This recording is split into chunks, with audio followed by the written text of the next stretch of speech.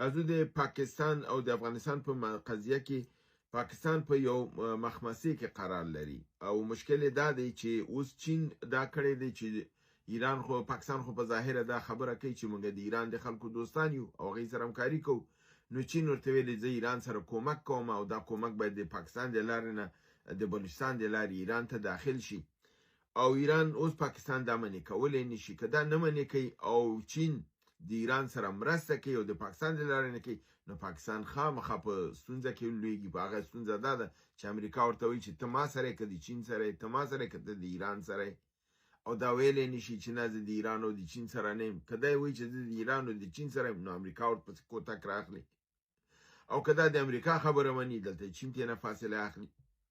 دلته یې دوی په منځ کې یو لویه ستونزه ورته پیدا شوې ده او دا عمل د دې چې دا کار دی شروع کړی دا د امریکې د قهر و غضب باعث ګرځېدلی دی همدارنګې